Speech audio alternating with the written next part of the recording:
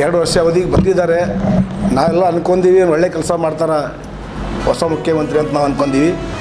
ಈಗ ಹಿಂದೆ 3 ವರ್ಷ ಹಿಂದೆ ಸಿದ್ದರಾಮಯ್ಯ ಅವರು ಶಕ್ತಿ ಯೋಜನೆ ತೊಗೊಂಬಂದು ಒಂದು 5 ಗ್ಯಾರಂಟಿಗೆ ಎಲ್ಲ ನಿಭಾಯಿಸಿದ್ದಾರೆ. ಬಟ್ ಇವರು ಬಂದು ತಿರ್ಗಾ ಇರೋಂಥ ಒಂದು ಇವರು ಏನು ಗೃಹಲಕ್ಷ್ಮಿ ಗೃಹ ಜ್ಯೋತಿ ಏನು ಅಮೌಂಟ್ ಬರ್ತದೆ ತಿಂಗಳು ಅಂದಮೇಲೆ ಇದರಲ್ಲಿ ಕೆಲವು ಹೆಣ್ಮಕ್ಳು ಮಹಿಳೆಯರು ಕರ್ನಾಟಕದಂತೆ ಆ ದುಡ್ಡಿಂದ ಆ ಸೌಲಭ್ಯದಿಂದ ಕೆಲವು ಮದುವೆ ಮಾಡಿದ್ದಾರೆ ಮಕ್ಕಳದು, ಕೆಲವರು ಬಿಸ್ನೆಸ್ ಮಾಡ್ತಿದ್ದಾರೆ, ಕೆಲವರು ಏನೇನೋ ಇದರಿಂದ ಹಲವಾದಕ್ಕೆ ಒಳ್ಳೆ ಹೆಲ್ಪ್ ಆಗಿದೆ ಜನರಿಗೆ. ಹಂಗಾಗಿ ಇವರು ಬೇರೆ ಯಾವುದನ್ನ ಮತ್ತೆ ಹೊಸ ಯೋಜನೆ ಕೊಡ್ತಾರೆ ಅಂತಂದರೆ ಡಿ ಕೆ ಶಿವಕುಮಾರ್ ಬಂದು ತಿರ್ಗಾ ಪುನಃ ಅರ್ಜಿ ಹಾಕ್ರಿ. ನಿಮ್ಮ ಉದ್ದೇಶ ಏನಂದರೆ ಡಿ ಕೆ ಶಿವಕುಮಾರ್ ಸಾಹೇಬ್ರಿ, ನಿಮ್ಮ ಉದ್ದೇಶ ಏನಪ್ಪ ಅಂದ್ರೆ ಬಂದ್ ಮಾಡ್ಬೇಕನ್ನಂತ ನಿಮ್ಮ ತಲೆಗಾದ, ಟೋಟಲಿ ಗ್ಯಾರಂಟಿಗಳು ಬಂದ್ ಮಾಡ್ಬೇಕು ನಿಮ್ಮ ತಲೆಗಾದ. ಈಗ ನೀವೇನು ಹೇಳ್ತೀರಪ್ಪ ಅಂದ್ರೆ ಮತ್ತೆ ಪುನಃ ಅರ್ಜಿ ಕರೀರಿ. ಯಾಕೆ ಪುನಃ ಅರ್ಜಿ ಕರಿಬೇಕ್ರಿ? ಅದೇ ಕಂಟಿನ್ಯೂ ಮಾಡಿರಿ.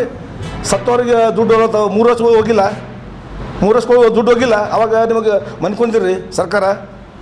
ದುನಿಯಾ ಅಂಗನವಾಡಿ ಕಾರ್ಯಕರ್ತರವ್ರು, ಆಶಾ ಕಾರ್ಯಕರ್ತರವ್ರು ಸರ್ಚ್ ಮಾಡಿಸ್ರಿ, ಅವು ಇಂಡ್ರಿಸ್ರಿ, ಸತ್ತು ಗೋಲ್ಬಿಡ್ಗೋದು ಇಂಡ್ರಿಸ್ರಿ, ಅವು ಎಲ್ಲ ಬಿಟ್ಟುಗೇಸಿ ಇಡೀ ಕರ್ನಾಟಕದಂತೆ ಈಗ ಅದು ಮಾಡಿದಲ್ಲದೆ ಮತ್ತೆ ಈಗ ಅದು ಯಾವುದು ನಮ್ಮದು ಕಾಸ್ಟ್ ಇನ್ಕಮ್ ಸರ್, ಇನ್ಕಮು ಇವರೇ ಬೆಡ್ಕೊಂತಿನವರಿಗೆ 50 ಸಾವಿರ ಹಾಕ್ತಾರೆ, ಮಾಡ್ಕೊಳೋರಿಗೆ 50 ಸಾವಿರ ಹಾಕ್ತಾರೆ, ಶ್ರೀಮಂತರಿಗೆ 50 ಸಾವಿರ.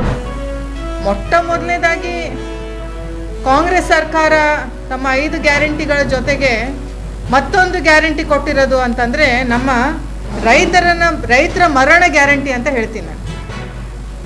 ಕಾಂಗ್ರೆಸ್ ಸರ್ಕಾರ ಬಂದಾದಮೇಲೆ ರಿಪೋರ್ಟ್ಸ್ ಪ್ರಕಾರ 3,000ಕ್ಕಿಂತ ಜಾಸ್ತಿ ರೈತರು ಆತ್ಮಹತ್ಯೆ ಮಾಡ್ಕೊಂಡಿದ್ದಾರೆ. ಅದರಲ್ಲಿ ನಮ್ಮ ಕಲಬುರಗಿ ರೈತರದಂತೂ ಕತೆ ಕೇಳಂಗಿಲ್ಲ. ಆವಾಗ ಕೋವಿಡ್ ಬಂತು, ಆಮೇಲೆ ನಟೆ ರೋಗ ಬಂತು, ಆಮೇಲೆ ಬರ ಬಂತು, ಹೋದ ಸಲನೂ ವಿಪರೀತವಾಗಿ ಫ್ಲಡ್ಸ್ ಬಂತು, ಮಳೆ ಜಾಸ್ತಿ ಬಂತು. ಯಾವಾಗ ಬೇರೆ ಸಂಘ ಸಂಸ್ಥೆಗಳು ರೋಟ್ರಿ, ಇನ್ಫೋಸಿಸ್, ರಾಮಕೃಷ್ಣ ಆಶ್ರಮ ಜೊತೆಗೆ ಕೈಗೂಡಿಸಿ ನಾವು ನಮ್ಮ ರೈತರಿಗೆ ಎಷ್ಟಾಗುತ್ತೆ ಅಷ್ಟು ಪರಿಹಾರ ಮನೆಗೆ ಹೋಗಿ ನಾವು ತಲುಪಿಸ್ತಾ ಇದ್ದೀವಿ. ಸಾವಿರಾರು ರೈತರ ಮನೆಗೆ ಹೋಗಿ ತಲುಪಿಸ್ತಾ ಇದ್ದೀವಿ ನಾವು. ಈ ಸರ್ಕಾರಕ್ಕೆ ಜನ ಬೆಂಬಲ ಕೊಟ್ಟು ಒಂದು ವಿಶ್ವಾಸದಿಂದ, ಅಂಧವಿಶ್ವಾಸದಿಂದ ಇವರಿಗೆ ಮತ ಹಾಕಿ ಇವರಿಗೆ ಗೆಲ್ಲಿಸ್ತಾ